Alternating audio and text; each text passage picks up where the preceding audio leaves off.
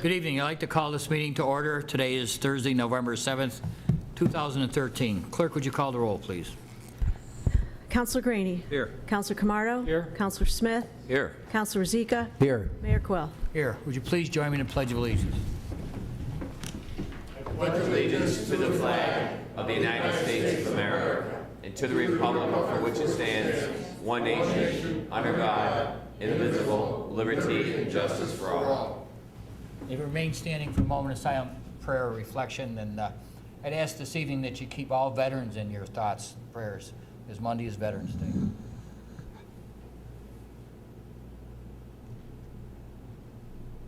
Thank you. Please be seated. We will start with the public to be heard. And Clerk, I would ask you to read our rules and regulations, please. At this time, we will open the public to be heard portion of our meeting. As a reminder, and pursuant to City Council rules of procedure, prior to addressing council, speakers are asked to state their name, address, and affiliation, if any. All comments should be addressed to the entire council and not to individual staff members. Your remarks should be limited to 3 minutes and concern only issues involving City Council, city government, or matters of general city concern. Issues involving specific employees of the city should be directed to the city manager outside of this meeting, and all speakers before council should observe commonly accepted rules of courtesy. Personal attacks or abusive language will be ruled out of order. Thank you. At this time, is there anyone desiring to be heard? Mr. Aikman. Good evening. My name is Walt Aikman. I live at 17 Liberty Street here in the city of Auburn. I'm lucky enough to volunteer with a group of people. We call ourselves Grow Auburn's Trees, and we're the official bare root tree planting partner with the city of Auburn. We work in close partnership with the Department of Public Works and the Department of Engineering Services to plant trees that are in compliance with the city's tree ordinance. We've got a very good tree ordinance. And we've had folks from around the state look it over, and we can be quite proud of that. And I've got nice news for you. This Saturday morning at 9 o'clock, volunteers are gathering to plant trees for the fall season. And we're meeting at the old Y field, Clifford Field, and we're going to meet on the Steel Street side. There's a little bit of a parking area, and we're going to do a demo, and then we'll dispatch volunteers around the city to plant these bare root trees. We anticipate that it won't be raining according to the various weather forecasts, but you never know.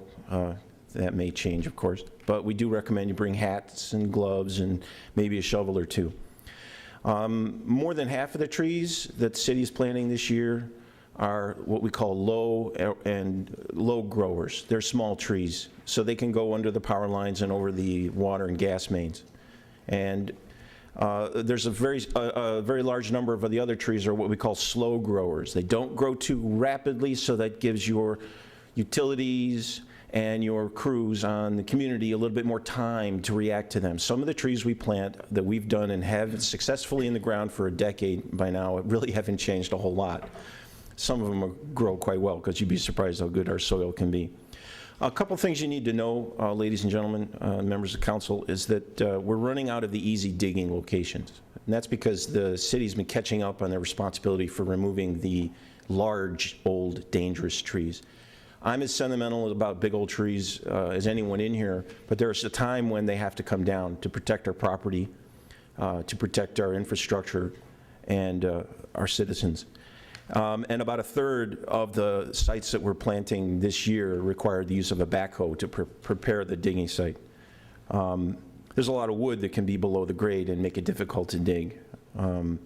Now, we're working off a list that the Public Works has generated by when a tree is removed because of city order, because it's not safe, the city has a policy they try to replace it.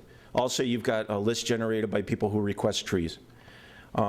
We knock on as many doors, well, I knock on as many doors as I possibly can and respond to phone calls as often as I possibly can. I leave a notice when we say we're coming and what kind of tree it's going to be, and I leave my cell number and my home phone number. I don't cold call people. I don't like it when it happens to me. You can imagine people don't appreciate it, even though my intentions are obviously wonderful. Mr. Aikman, your time is up. Right. Just want to say one last thing, is that sometimes people call and they say they don't want a tree, and I understand that.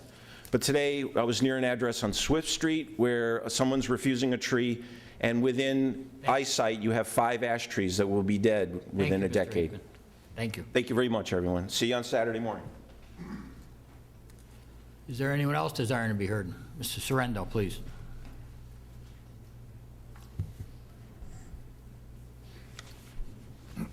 Jimmy Sorrento, 29 Van Patten Street, Auburn, New York.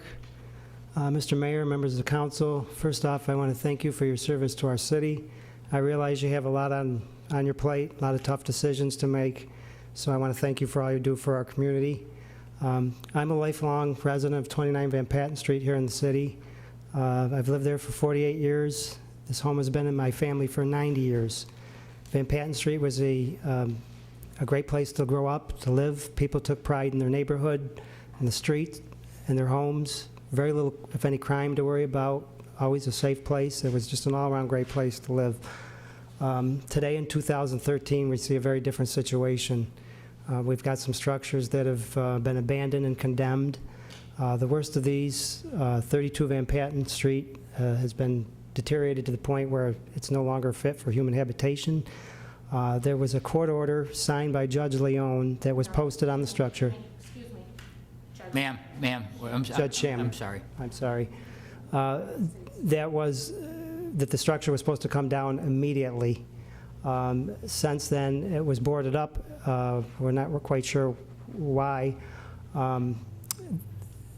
This is not only an eyesore, but it has had a ripple effect of the fact that we've got increased crime going on. Many of us have had our homes broken into, cars broken into, strangers lurking around all hours of the night. It's just rapidly deteriorated since these structures have been allowed to be in these conditions.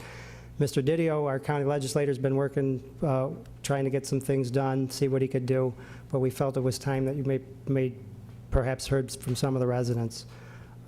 As for me, I was recently married. My wife is from Liverpool, owns property in Liverpool. We're at the point where we have to consolidate, make a decision as to which community we're going to permanently call home. It's not looking too good for the Auburn option right now. I'm having a hard time convincing my wife that Auburn is the one we should pick.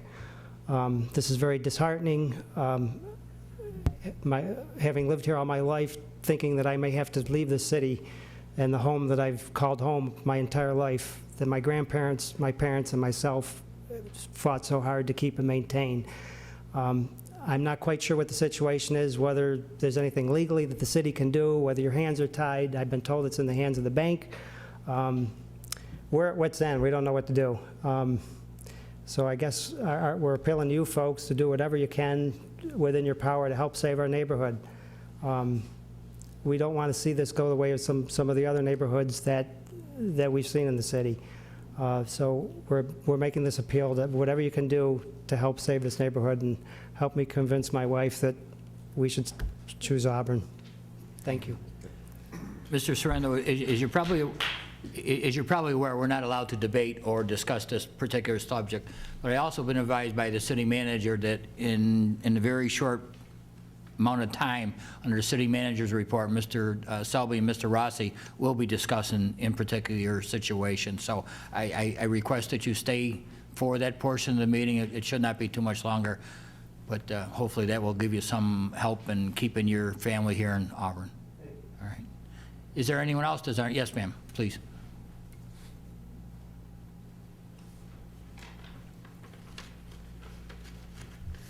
My name is Darlene Sorrento, and we're from 29 Van Patten Street, married to that gentleman.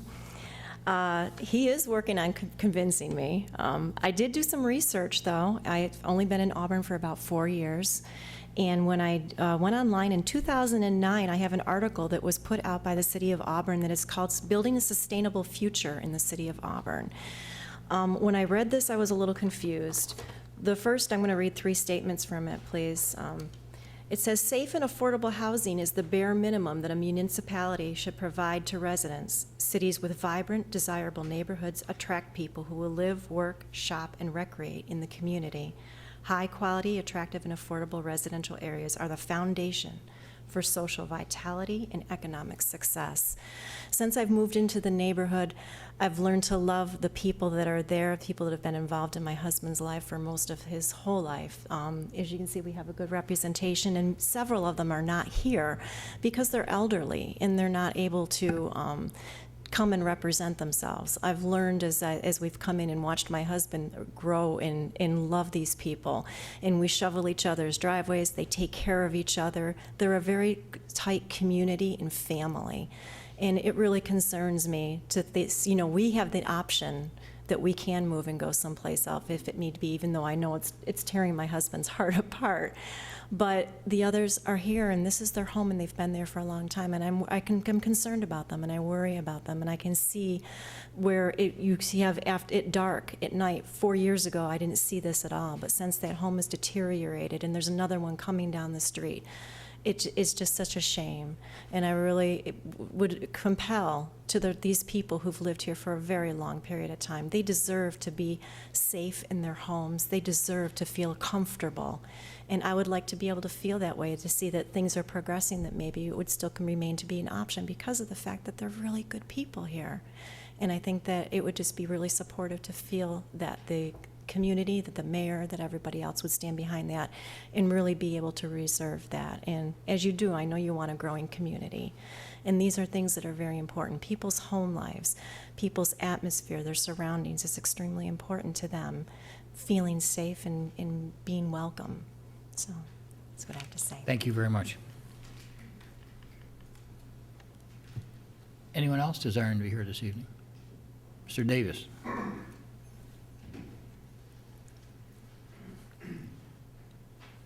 Norm Davis, Neighborhood Housing Commission, also on the Executive Board of the Salvation Army. We are still making a plea for turkeys for our Thanksgiving. As you all know, in a couple of weeks, it will be Thanksgiving, so we're still asking the community to please help the Salvation Army in any capacity that they can, especially with turkeys and everything, bringing turkeys down to the Salvation Army.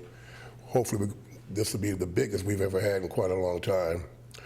And number two, just to elaborate on what was being spoken a few minutes ago, what you just heard from these people, I hear all the time, and I've also stated on numerous occasions to this council and previous council about these neighborhood situations.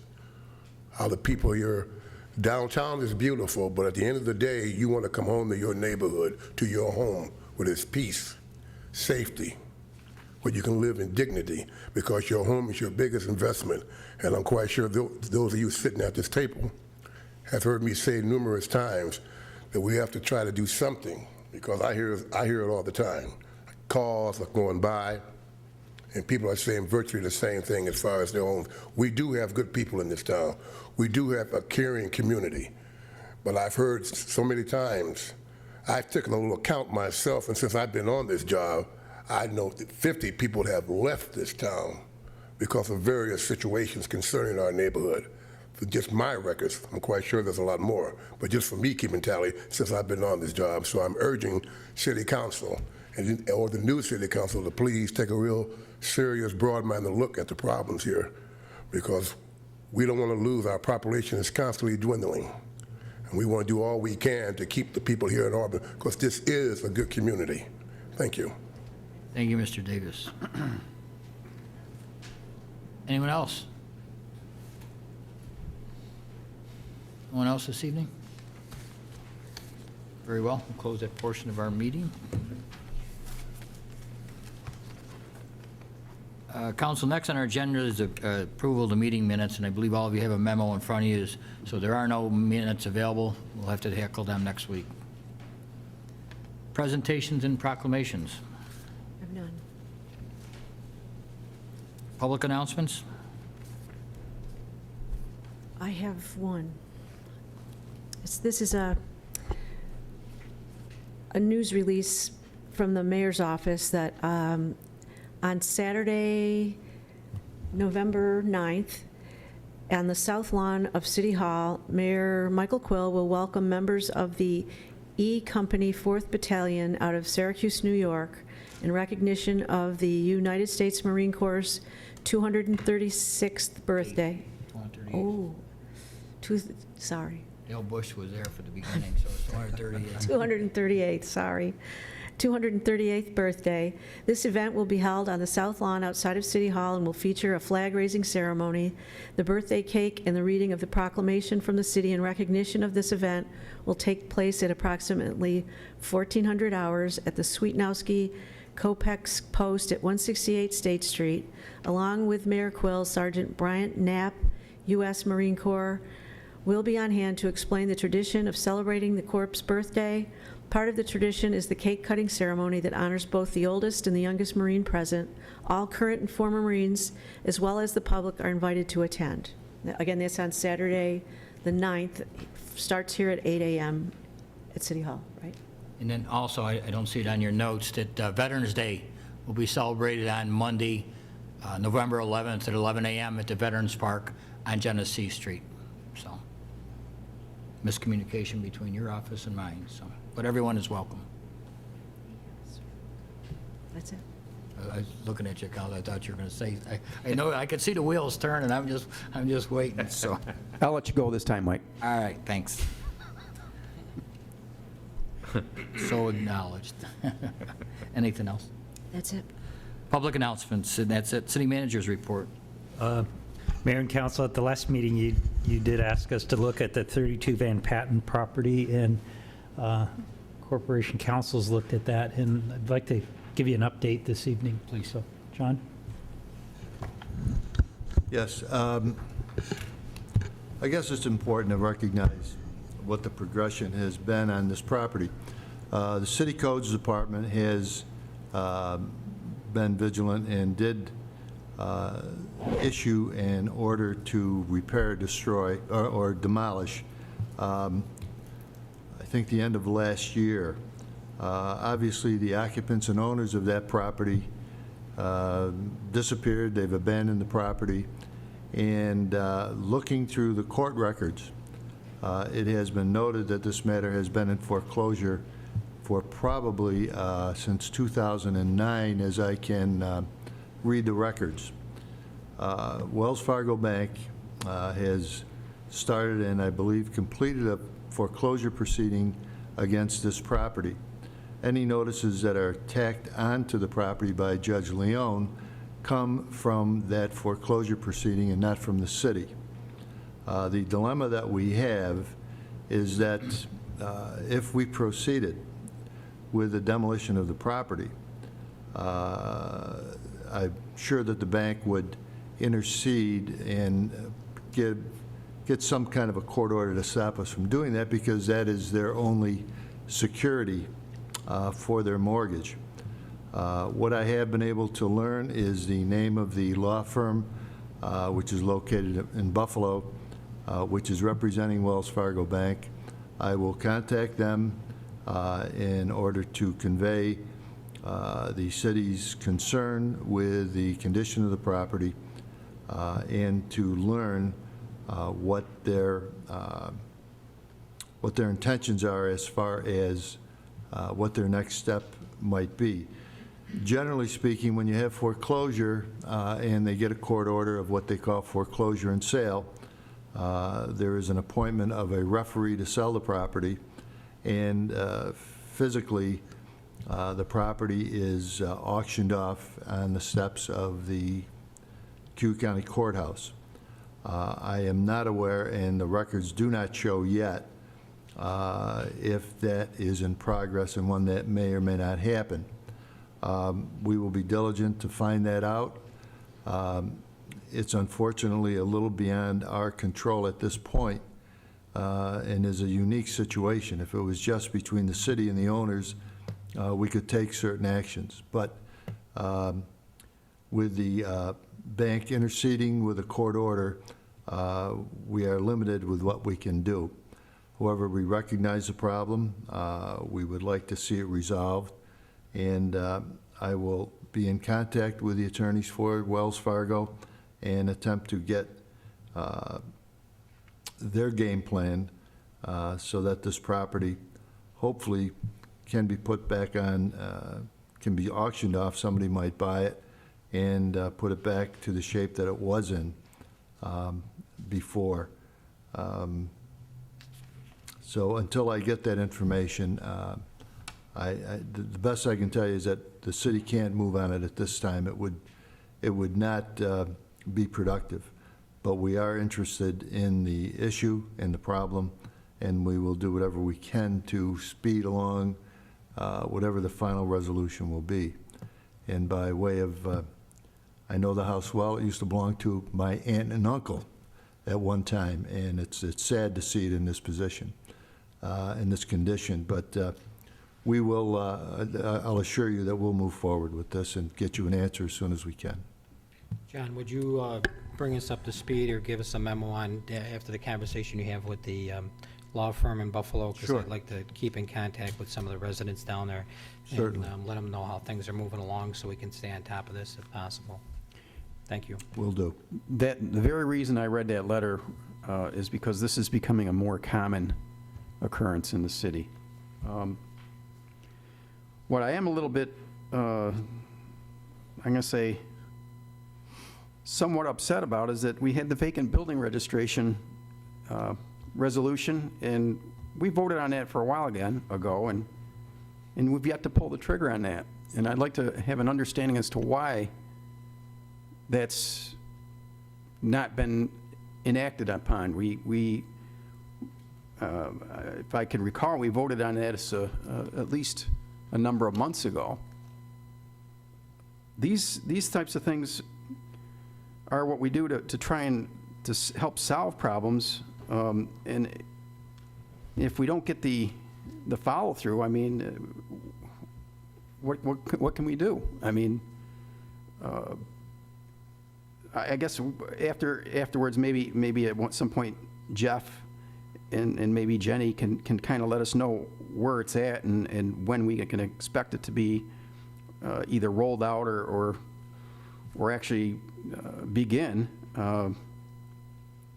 I think we recognize it as a very important issue, and here we have solid evidence that, yeah, it is a big issue. So I'd just like an update on that, that's all. Counselor, we are working on that, and I've talked to the fire chief a number of times about it. Jenny, would you mind coming up? She might be able to give a little more detail as far as the time frame. I know I've been working on placards with the proper notices and the proper inventory. The fire chief and his staff have been working diligently on this brand new program, so trying to make sure we get the proper forms in place and ordering placards that will be going on these buildings, getting the revenue account set up for when the payments come in. It is my understanding that he's planning to roll that program out in December. Okay. So at least there's some forward motion there. That's Yes. appreciated. But again, it has been quite some time since we worked on this. Was it last fall, was it? It began last fall. Yeah, it began last fall, and in my opinion, this is the number one issue we should be hitting with our neighborhoods.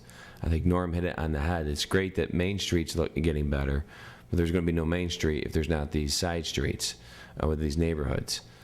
These are the people that have had invested in years into their homes, and now they're debating whether or not they should leave the city. These are not conversations we want our families to have. And the number one priority has got to be these vacant buildings and helping these people maintain their neighborhoods. Through the campaign trail, I'm sure all of us have heard the same thing. But this wintertime, I think, is going to be more problematic to get anything done, wouldn't you say? As far as rolling the program? Yeah. It's going to be paperwork to send out to the owners and get it done. So it's really a paperwork heavy lift to start. The ordinance and the fee schedule were voted on by the council, I believe, in June. We had been talking to the two of you. You'd been in meetings with us probably into last fall. So it did take us a little bit of time to get it on your agenda, and we'll do our best to get it rolled out quickly. Okay. Thanks. I have nothing else, Mayor. Mrs. Sorrento, you can see how the only thing faster than city government is a glacier. So please reconsider your move to Liverpool, and We really need we need young families in this city, and your husband's a smart man, so listen to him, all right? We're doing everything we can. Sometimes it's very, very slow, but it'll be a good product when it's done, and there's many other neighborhoods that need work like this, but thank you for bringing it to our attention. I had this conversation just as a light thing. I mean, you look, I've got my foot in both sides of the world now. I mean, one in the government side here, and also in the private sector and business. They're night and day. In the business world, things like this would have been addressed probably within the first week and a half. It seems like, and this is my personal observation, that the government has too much inertia. We got to start looking at what we can do to reduce that inertia. Things like this that need to happen, like we want to keep people here, obviously. We got to make this an attractive place, affordable place, and we have to make sure that the residents are well satisfied with what level of services we can provide. All this has to mesh in order for us to have a successful community. That's it. Thank you. Presentation, petitions, and communications? None. City manager, we continue to have this item number 9 on the agenda. We never have anything for that. Could we take a look at removing it from the agenda? Yes. All right, whatever way we do it, or whether it's going to reappear or whatever. But secret resolutions? None. Ordinances? None. Financial resolution number 127 of 2013 to accept grant funding from U.S. Department of Justice Bulletproof Vest Partnership Program for the Auburn Police Department. Do we have a sponsor? Councilor Camardo, second by Councilor Rozika. Financial resolution number 127 of 2013 by Councilor Camardo, seconded by Councilor Rozika. Whereas the Auburn Police Department was awarded $1,560.42 in funding from the U.S. Department of Justice under the 2013 Bulletproof Vest Partnership Grant towards the purchase of bulletproof vests for the Auburn Police Department officers. And whereas a 50% matching requirement is needed for the U.S. DOJ Bulletproof Vest Partnership Grant Program, the City of Auburn Police Department has requested and received the full 50% matching funds in the amount of $1,560.42 from the New York State Division of Criminal Justice Services for the bulletproof vests. And whereas the City of Auburn needs to recognize and accept the grant funding and execute all necessary documents in connection therewith, now therefore be it resolved by the City Council of the City of Auburn, New York, 1, that the mayor or authorized representative is authorized to accept grant funding in the amount of $1,560.42 from the U.S. DOJ Bulletproof Vest Partnership Grant Program and to execute any reimbursement forms or other necessary documents to complete the project. 2, that the mayor or authorized representative is authorized to accept matching funding in the amount of $1,560.42 from the New York State Division of Criminal Justice Services and to execute any reimbursement forms or other necessary documents to complete the project. 3, that the City Comptroller's Office is authorized and directed to create and amend the fiscal year 2013-14 Auburn Police Department other equipment budget by recognizing grant revenue in the total amount of $3,120.84 and to increase expense authorization to the police vehicle account in the amount of $3,120.84. And 4, this resolution shall take effect immediately upon its adoption. Manager, anything to add? It's pretty straightforward. No, it's fairly straightforward, a fully funded bulletproof vest program. Doug, I have a question. How come you're going to increase the vehicle? Why is that in the police vehicle account? I don't understand why that. That is a question I asked myself when I heard that. We'll look into it. So. Is that seem to be the got- account yeah. that they purchase that type of equipment under? No, it should be. No, there are supply and services accounts, so we'll look into that and make sure it gets applied to the proper account. Okay. Please call the roll. Counselor Gray, Excuse me, oh, sorry. Counselor, you're good with that? I'm all set, thank you. Counselor Graney? Yes. Counselor Camardo? Yes. Counselor Smith? Aye. Counselor Rozika? Yes. Mayor Quell. Aye. Carried. Change order resolution number 128 of 2013, authorizing change order number 1 for the State Dam rehabilitation. Do we have a sponsor? Counselor Rozika, seconded by Counselor Camardo. Change order resolution number 128 of 2013 by Counselor Rozika, seconded by Counselor Camardo.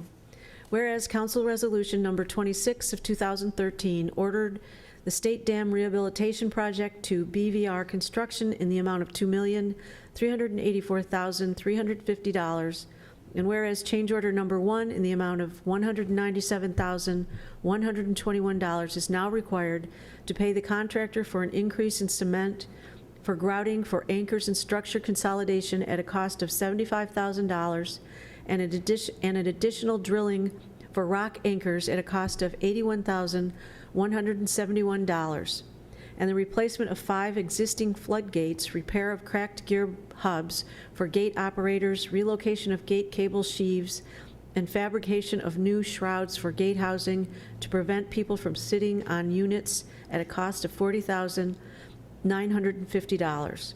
And whereas the Auburn City Council must approve change order number 1 in the total amount of $197,121 to BVR Construction for the completion of the State Dam Rehabilitation Project, now therefore be it resolved that the Auburn City Council does hereby approve change order number 1, awarding the cost of $197,121 to BVR Construction for additional work to complete the State Dam Rehabilitation Project, and the total cost is to be charged to the appropriate account.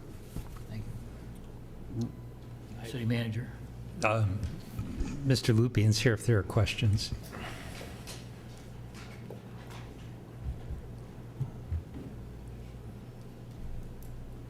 Did Tony bring cookies?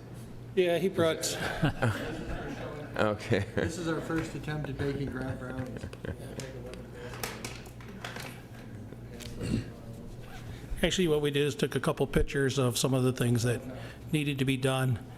Some of that metal there is the metal that's flaked off, some of the floodgates that we were going to sandblast them and paint them, and then found out there was, the metal just came right off. So kind of like it was time to replace them. So Yeah. the cement grouting, that's, as we're drilling the anchors, we grout the holes, then re-drill through them. And then also we're consolidating the actual dam itself. I think initially, maybe we wanted to thought about 1,100 bags, and it's going to be more like 2,100 bags, so it's about an extra $75,000. It's probably some of the best money you could spend, because it's just consolidating the structure, going to cut down the leaks and make it that much better. There was some additional drilling of rock anchors, and the other one was those pieces of metal are part of the floodgates. And then as we took them apart, we noticed some of the gears had cracks in them, and so they're going to have to be remachined. And so basically, this would be the change order. I think it amounts to roughly about 8% of the total project, which is not, it's very, very good considering it's a dam. Usually the contingency is more like 25%. I'm hoping that we're far enough through the project that this one change order will probably take us right to the end. We've got to do a little bit more grouting underneath where the gate's going in, but that's the last thing that can surprise us. And so I think we're in pretty good shape. We'll get this change order. And then current schedule is we were shooting to have most of this work done by the end of this year. I think the latest schedule is more like January 17th. Literally, we have to be out of the water by March 15th. This will not affect the downstream Mill Street hydroelectric, which is a couple months after this. So bottom line is, as long as we get it done in January, February, we're in darn good shape. So this is going along real well. Toe blocks all been poured now, so it's really coming along. Councilor Camardo. Bill, I got some questions here, if I could, please. Sure.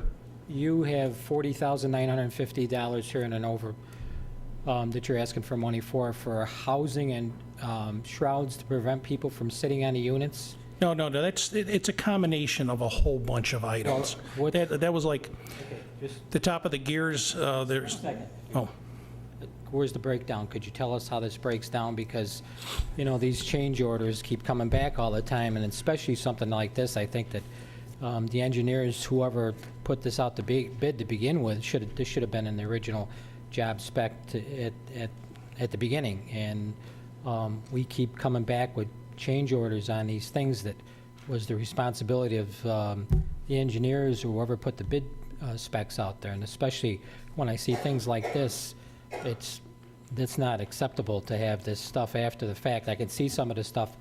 I have no problem with the unforeseen problems that would come up, but some of this stuff that's out there that should have been picked up originally is well, that not 40, acceptable. okay, that 40,950 is, those pieces of metal are part of the floodgates. That's all this part of the item. And it's a combination of about 5 different things. It says, Why don't you break that down for us, if you would, please? I don't know if Paul, do you have the breakdown by any chance with you? Oh, shoot. Well, the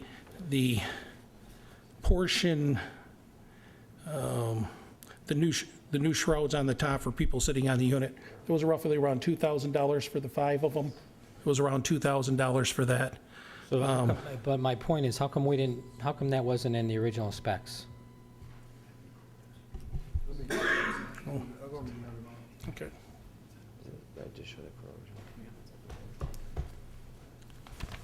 Bill, I got, Hang on one second, let Tony finish his. Oh, I can understand when you're involved in things that you can't see, but Right. things like this, I don't understand. Most of the things over there really speak for themselves, and I know that you understand that, for example, the cracks in the housing and the corrosion and things were things we couldn't see until we took it all apart. I understand. But the things like the housing and that, initially we thought we would reuse the housing, but as we took it all apart and started to do the work, we came to the realization that the housing needed some work also because it was sheet metal that's been exposed to the weather for all this time. It was at that point that we started entertaining some conversation to keep people off of the tops of it, because it had a scroll shape to it where people would sit on it a lot, and that led to certain problems with its wear. But Tony- So it wasn't something we'd considered before. But the inspectors wouldn't look at that, or? Well, no, it was, when we were doing the initial overview of the dam, it wasn't something we considered. We knew we'd be taking it apart, but we had no idea that we'd be working so extensively on the inside of it until we got into the gears and took a look at it. But what's really come up with that is that we've come to the conclusion that since we're going to have to be doing some fabrication on that anyway, it just makes sense for us to make it, and the way we've been referring to it is to not make it user-friendly. In other words, since we have to do some recrafting of that anyway, to do that in this fashion so as to, discourage people from climbing around it and up on top of it and that. But that wasn't something we anticipated until we got into that and realized that even though these are something that you look at right from the top, and it was obvious there was some corrosion in that, but it isn't really until you get it all apart that you can make a decision. Even with something like that, and it was during those discussions that we decided that we don't have to make them flat-topped again.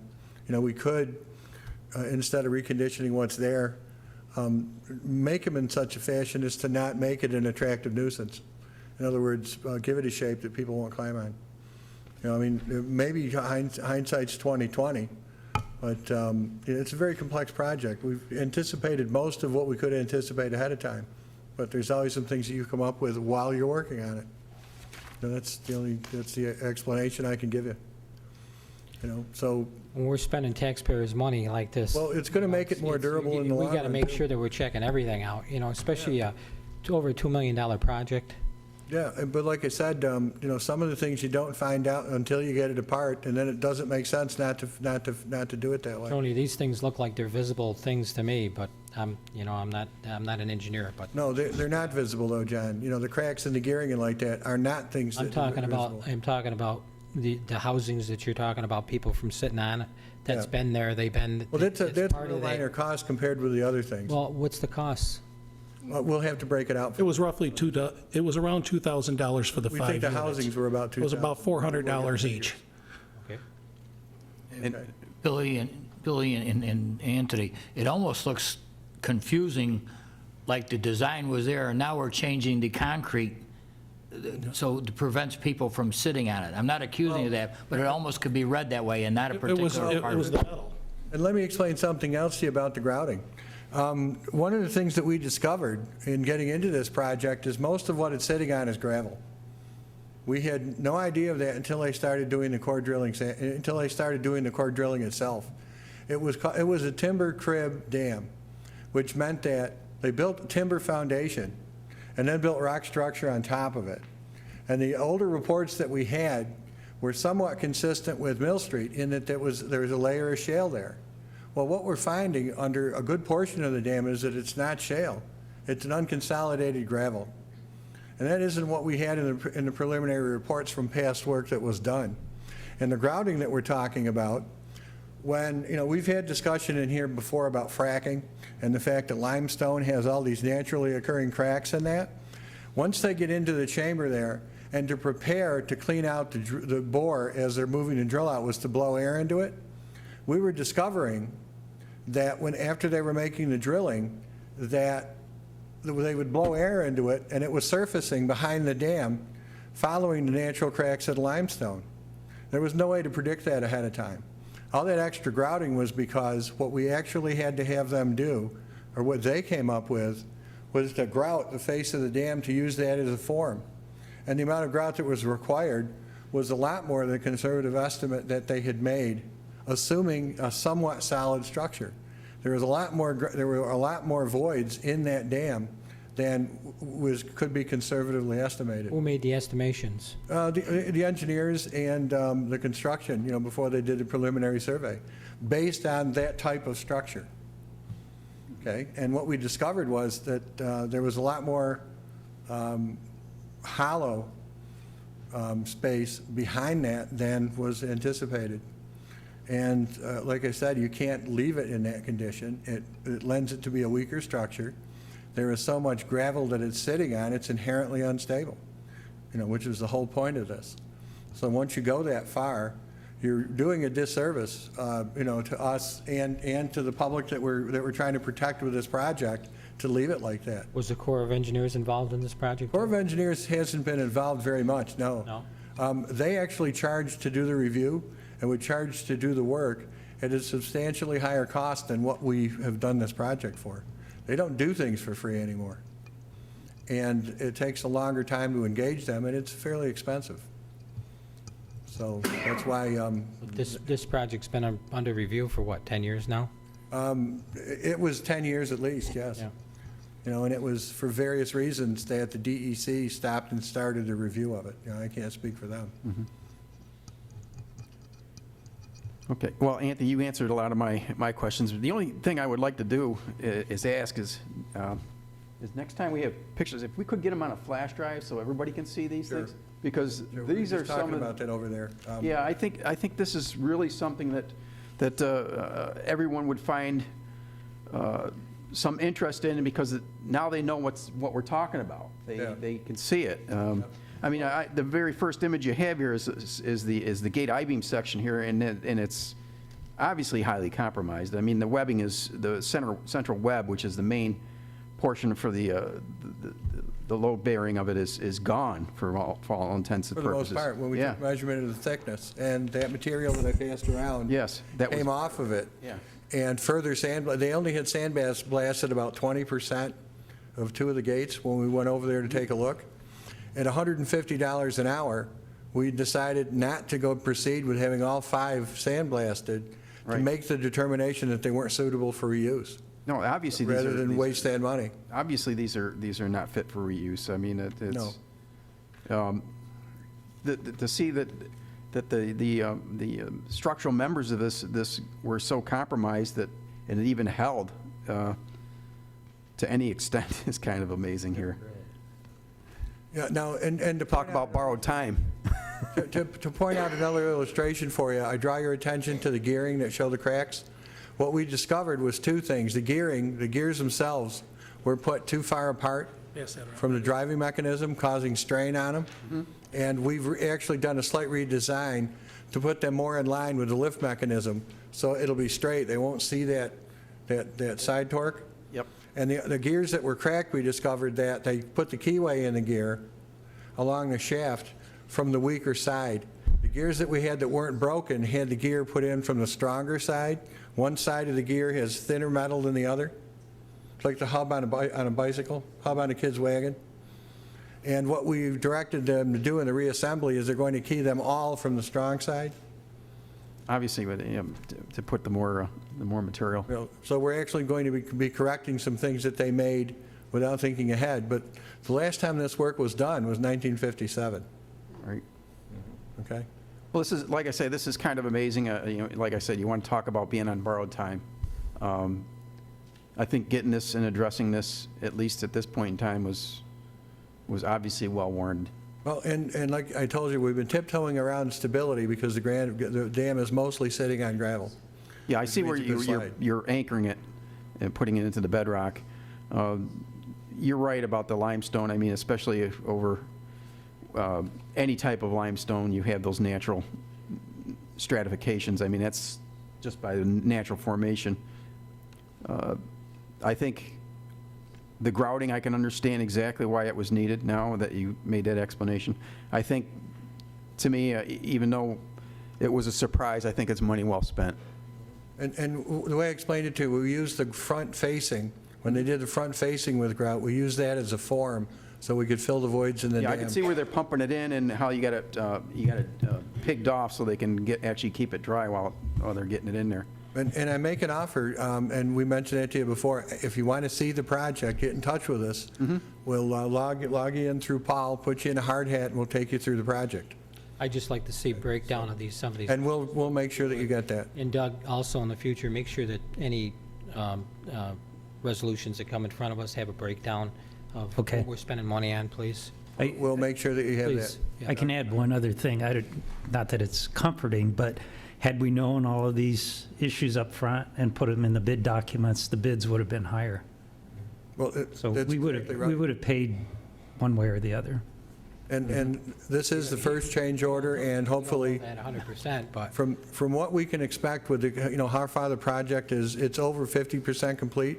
We expect it to be finished on time. This is the first change order, and we expect that this will be the only, barring anything unforeseen. you said it'd be the only? We expect this to be the only, barring anything unforeseen. so. I mean, I'm not going to make you a promise I can't keep, but I also can't predict the future. But how many people bid on this project originally? There were, Billy, Ooh, there were 6 or 7 bids? I think there were At least. 7, yeah. 7 Yeah, bids. quite at a least. good, Doesn't mean a we good paid more competition. money. They could have came in lower, so. No, well, we don't bid it with the expectation that we're going to have change I'm saying orders. It was said that the bids could have came in higher. They could have came in, If- it's just the same. If we had, what you're looking at for a change order, if all those things were known at the time, I would affirm what the manager just said. I would presume that the cost that we have in front of you now would have been part of the bid packages. Yeah, but we don't know what prices would have came. No, but we don't, because they're not going to bid these, they're never going to bid these to lose money or to break even. No, but you don't know what kind of deals you would have gotten out there too with the companies that. No, that's completely unknown. All we can do is estimate. Absolutely right. Bill, is this the same type of grout that was used to stabilize the police fire station many years ago? It's same idea? similar, but it's definitely the same kind we use for the Mill Street Dam, Okay. right? And, And the fire station, police station Yeah. was actually raised. right. Just the grout went on and on and on. You just, yeah, no, there was a huge cavern underneath was. the police and fire station. And that's actually a story all along the river. It goes over limestone, and limestone lends itself to percolation and the formation of caverns. And every project we've had along the river, that's what we've found. There's a lot of limestone around here, that's for sure. Yep. Counselor. This Is council. eligible for additional funding, Bill? What's that? Is this eligible for additional funding? No, and no, it isn't. This one here is, we have a $300,000 grant, and that's all we've been successful in getting. So everything at this is on us. If there was something that we could apply for, we would, but this is our money. Yeah, but, everyone has to understand that should this have catastrophic failure, Oh, jeez. the amount of damage here would Right. be astronomical. But we're sitting in the primary flood zone. us and the police and fire station and this whole section of downtown. Very good. Thank you, gentlemen. Okay. Well said, thank you. Clerk, if you call the roll, please. Counselor Greeny? Yes. Counselor Camardo? Yes. Counselor Smith? Aye. Counselor Rozika? Yes. Mayor Quill? Aye. Carried. Local laws. None. Table legislation. None?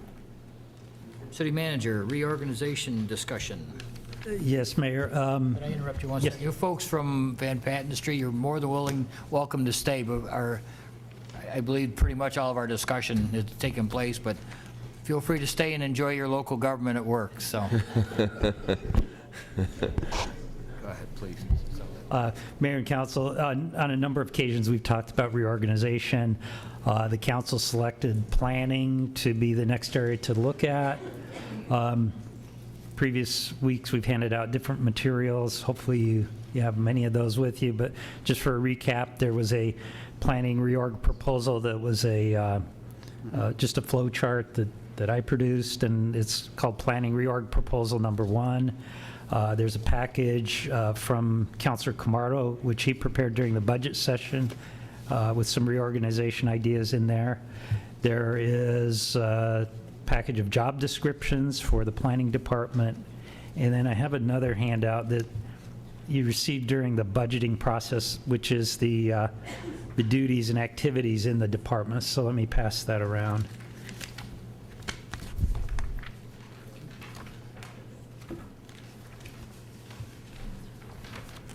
Bill?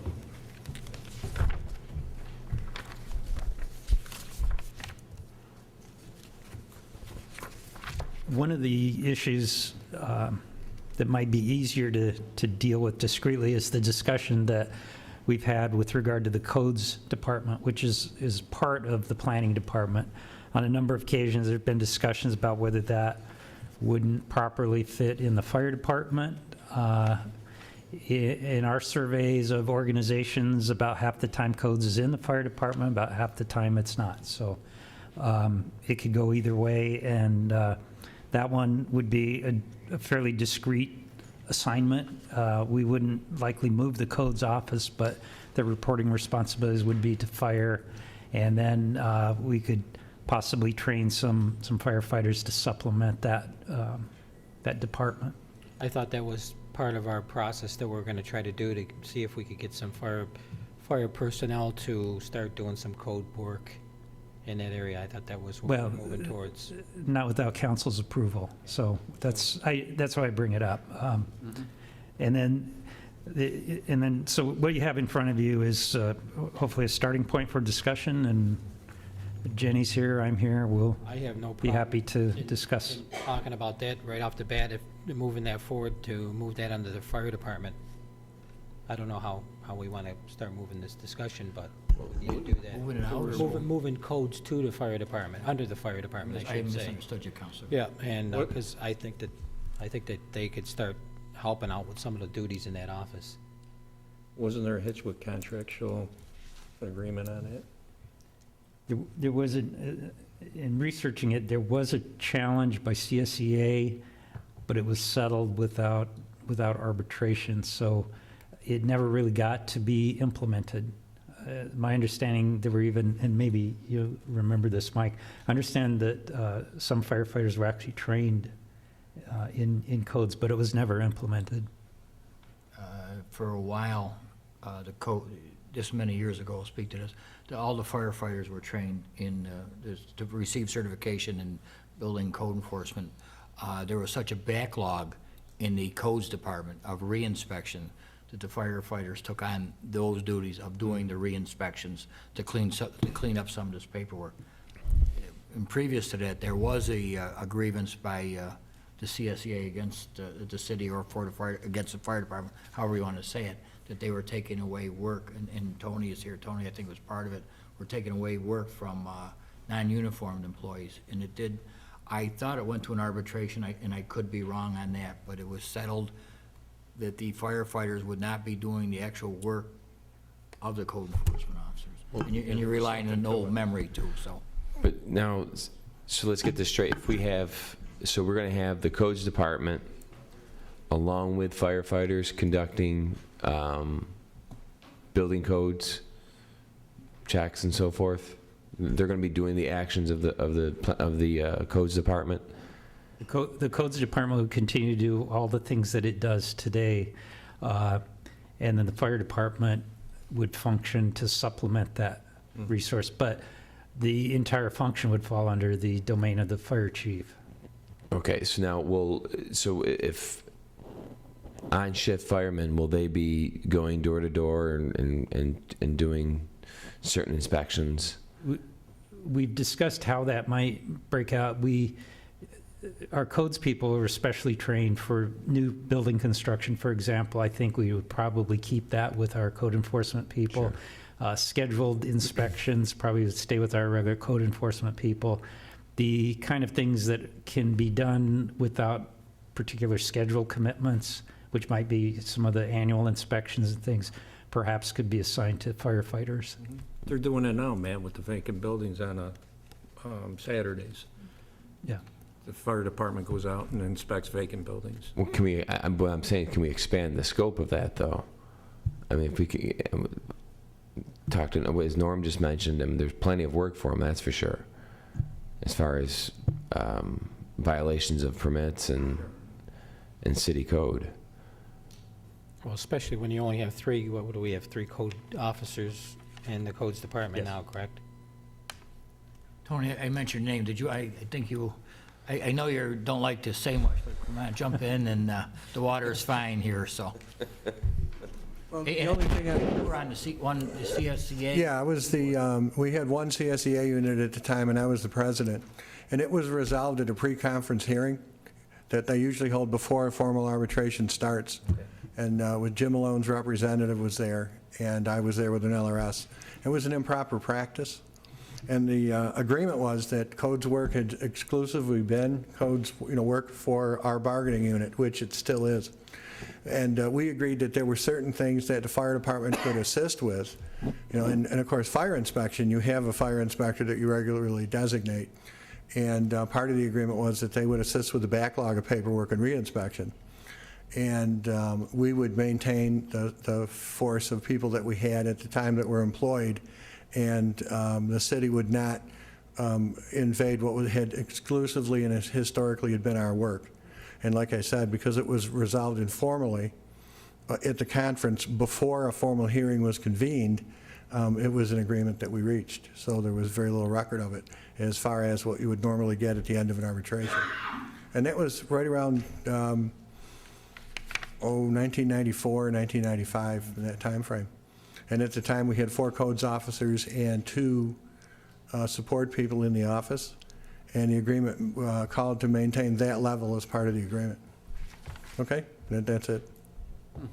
Right, so hope that helps. So now, will codes fall under the Auburn Fire Department budget? Yes, like they do under planning now, we would move the codes function. I would propose that their budget remain specific to codes. Sure. As it is in planning now. You'll see under planning department, codes shows up as its own line item And that's the way it was section. previously with the fire department. Their own subsection of the fire Right. department, strictly on their own. But, I have to say that, just out on the street, the biggest, by far, unfortunately, the biggest complaint we hear about is regarding codes, condition of buildings, and zoning issues, and maybe even to some extent it gets involved into neighbor dispute. But regardless, I mean, we need to have code enforcement. It's obviously it needs to be there, and perhaps being under the fire department with additional support from the firefighting unit, that perhaps it would be a positive change to have it there. I mean, I thought we considered this during the budget season, and I believe that's where the talks of this initiated, was it not? Yeah, I thought that was We had completed that at budget season, but I guess that hasn't happened, so, but I think we should move forward in this area, myself, and maybe we could go around the room and see how everybody feels about it. One of the biggest issues, Council, I just wanted to tell you about this, that when the fire department were doing follow-up inspections, they would call, make an appointment, whatever. The trouble being that many times the fire unit was called away to handle whatever the problem was, and that left a bad taste in the property owner, homeowners, whatever, bad taste with them, that they took time off from their work and the fire department wasn't show up in a timely manner, and you tried to explain to them, this is, it was an emergency situation, it had to be done. That wasn't always the case that they complained, it wasn't always the case, that people were upset, but that is something you should be aware of and you probably hear about, so. So I guess we're hearing both sides of this issue, but we really have to find out where the best fit for this is and what can be done to provide the best service. It should definitely be explored. Be explored, Council? Yeah. Mm-hmm. I would prefer, my own thought is that we would have Jenny and the fire chief work up with come up with a plan as to who's going to do what, how it's going to work. I know it's time, everyone wants to get this done, but we just can't say we're going to do this, and then something falls through the cracks, and we're saying, well, that was never discussed or whatever. If we just take a few weeks and put this together, I think we'll be all better, be further We ahead. ought to see if there's any other city that has any models that Yeah. we can go off of. Well, conceptually, I do agree with this. What I want to, and this is off what the mayor just said, I just want to make sure that this doesn't fall into a potential extra overtime cost. If we have guys doing inspections, that there's not some way that the system could be abused. So Just for, I didn't say. the system could be abused where, I didn't say anything about overtime. no, but I'm saying I want to make sure it doesn't go into that. Understood, but I just want that for the record. I didn't say that. Or I didn't imply an overtime. No, I agree with you. We need to talk with the chief and Jenny that a schedule is made that doesn't lead into an overtime windfall. The city of Cortland does something similar to this. Jenny, I'm sure you and the chief have been in contact with them. I know that for a fact, but maybe that's in one direction, as Councilor Graney suggested. That There's several others. Yeah, I'm just familiar with Cortland, Council. I just want to see us move in an area where we're utilizing as many tools as possible for a department that's understaffed because of the budget problems that are going on. And just so you know, as staff, and John's been engaged in this, we've discussed the other challenge with this, and that's the enforcement and getting the courts to really enforce the orders that codes issues. And we have some thoughts that we'll present to the council to try to expedite that and make the laws stick. Yeah, understand that there's a group of people not too far from here that are highly interested in that. Not too long ago, we took a ride up to Utica, and they've got an administrative hearing officer that handles those cases like that. It's another model you might want to look at.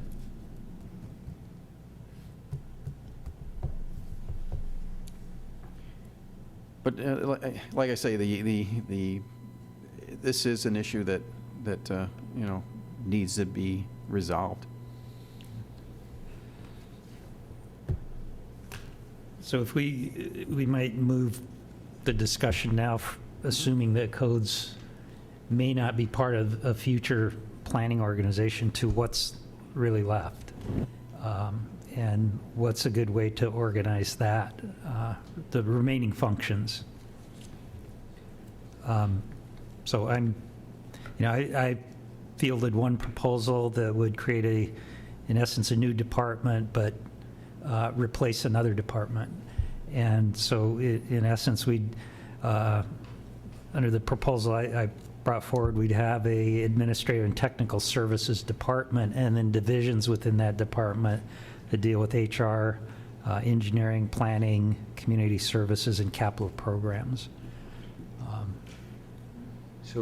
Doug, I think I asked you, I'm sorry, go ahead. So Linda would be our would deal with human resources? She helps with training. I mean, we don't really have human Right. resources, but we have a little budget for training, and that's within Linda's purview, as well as the IT functions, which are mostly handled by outside contractors. It's a one-person shop. The area that I'd like to see us move in is we created the position of Assistant City Manager under Finance, is we were going to be looking at the Treasurer and Assistant Controller's position also to give that more administrative duties in the finance area, so it would free up the Assistant City Manager's position to take on some more added duties and start combining some of the department heads and try to look at cost savings across the board. And as at budget time, I presented a scenario to consolidate 3 of the department heads within the city and try to divide up the administrative duties between Doug and whoever the assistant city manager would be or might be at the time. And everybody says that finance is going to take a lot of work. I grant you, I understand that, but I was hoping that we could move into the direction of having the treasurer and as an assistant director of finance and take on some more of those responsibilities, so that it would give the assistant city manager time to take on some of the responsibilities of maybe planning department, dividing up maybe engineering with yourself, Doug. I know you have expertise in the engineering area, and look at municipal utilities also. Any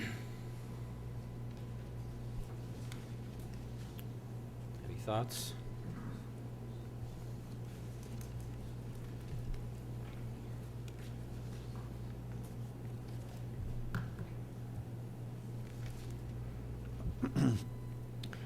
We're, you know, there's, go ahead, Counselor. Yeah, I was just going to say, do we have a chart available of what currently exists right now? Because to me, it's, Organizational chart you're talking about. yes, of exactly what we're looking at here right now as it currently exists. Do we have that? I don't have it with me now. Okay, I understand, But there- but we do have one, In essence, obviously. we have, if you look at this, we have 2 departments. We have planning, we have engineering. Within planning, we have Their staff. right? their staff and capital programs. Linda, HRIT, is assigned to Corporation Counsel right now. Mhm. So that, I see, in essence, okay. is what it is. Counselor, I think in the past budget book, you would find the... Right. Yeah, I know, that. I believe there Yeah. is one. That's why I said if Yeah. we had it, just so I can do a comparison. I can bring that to next meeting. Yeah, well, I can get both out. I remember discussion around budget time, we talked about combining the city manager more with it, not combining, but more to do with engineering services. In the discussions I recall at that time was, we're fortunate this time that Doug is an engineering background, whereas other city managers have not necessarily been that. So Well, do we plan ahead, or do we work with it when time The point I was comes? making is we take advantage of our expertise that we have in-house right now. I agree, but I don't want to set something in stone that No, we're going to have Because heck to get to. I'm out sure of. that's going to take a lot of changes in the future, that things we're going to try to accomplish. There's going to be tweaks and so on and so forth. But when funds are limited as they are, we got to start looking in these areas, you know, unfortunately.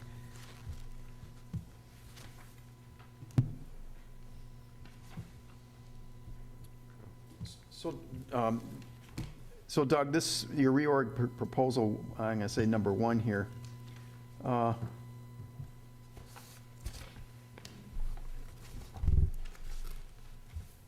As I'm looking at it, I'm saying, okay, so we're essentially taking the HRIT away out of the corporate council, putting it into this, I'm going to say it's essentially a new department, putting in engineering. Then the remaining staff is pretty much the same feed into what used to be all the planning, correct? Yes, Yeah. yes, except this community services, which really, there's no staff assigned, but it would be something, it's something we do now, but it's kind of dispersed through the organization, is not Correct. well-focused, and part of it's in Public Works, in fact, and I suggest that it might fit in this new department.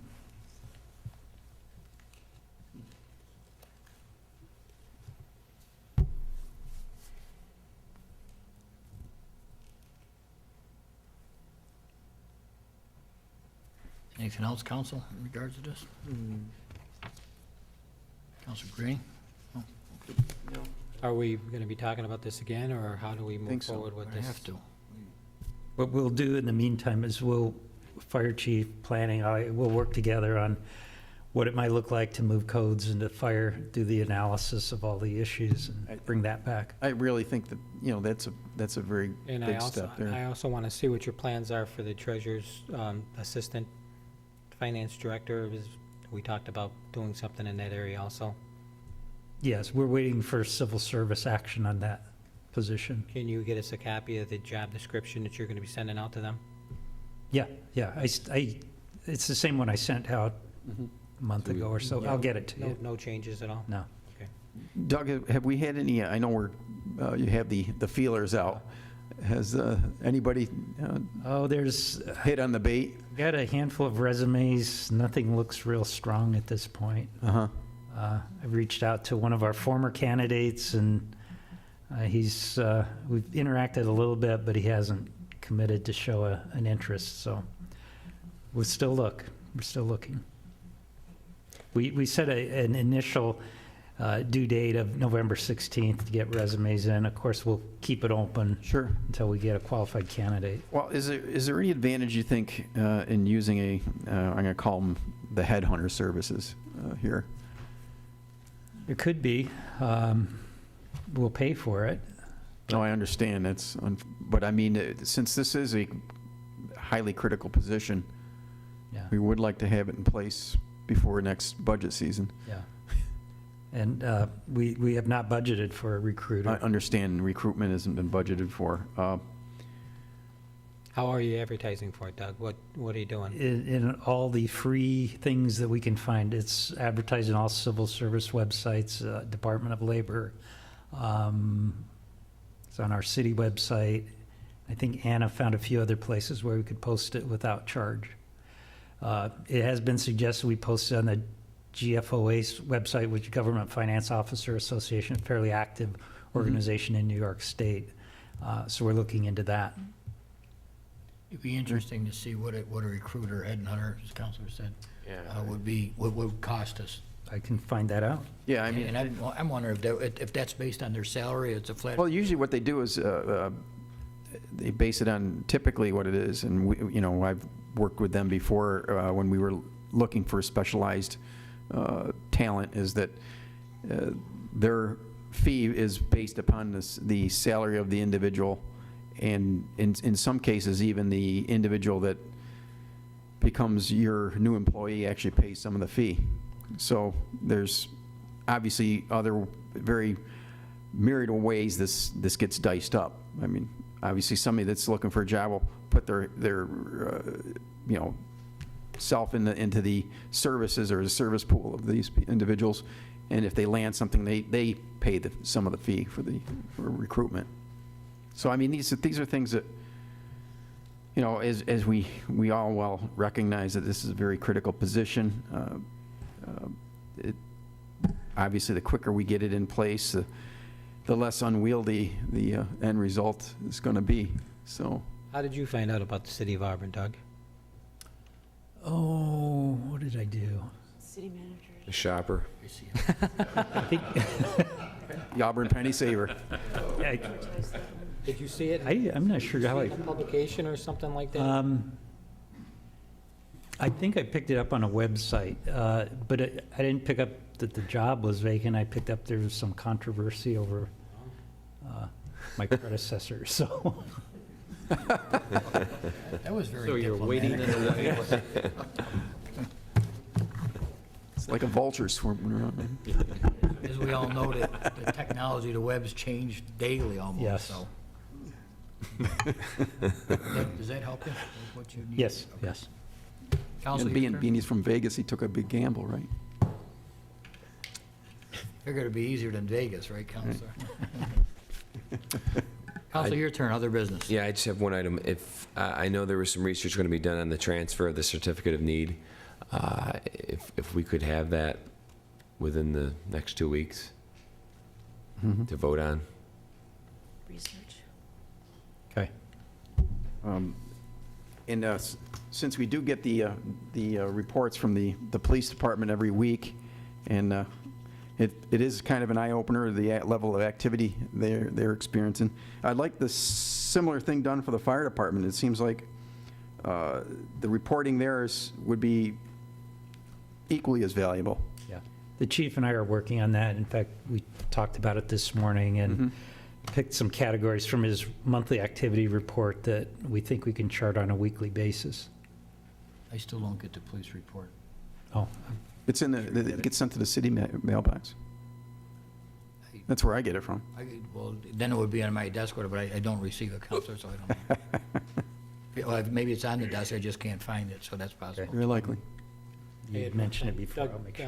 asked you about a few weeks ago about 6 or 7 different topics Yes. that were hot topics for council that I'd like to try to start wrapping up if Okay. we get that by next week, I think. I have it on a tablet upstairs. I just forgot to bring it down, so, yes.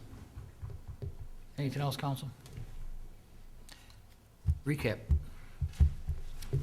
Counselor Camardo asked for an update from Corp Counsel after they have a discussion with the attorneys from Wells Fargo regarding 32 Van Patten Street. Counselor Camardo requested a breakdown on the expenses related to the change order resolution and, in addition, a breakdown for any future such resolutions. Counselor Rosica asked if we could look into the cost of a recruiter for the position of comptroller / assistant city manager. Counselor Smith asked if the research in regard to the certificate of need could be obtained within the next 2 weeks. I'm sorry, Deb, if we could have a resolution to vote on that within the next 2 Oh, weeks. I'm sorry. Resolution. And Counselor Rosica asked if the fire department could provide an activity report similar to the police department.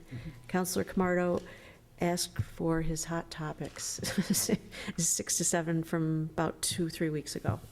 Thank you. Is that correct, Counsel? Yes. Do we have a request for executive session? Yes, a short one on potential litigation. Very good. I entertain a motion for executive session. Counselor Camardo, seconded by Counselor Graney. Please call the roll. Counselor Graney? Yes. Counselor Camardo? Yes. Counselor Smith? Aye. Counselor Rosica? Yes. Mayor Quill? Aye, we'll be in recess for executive session.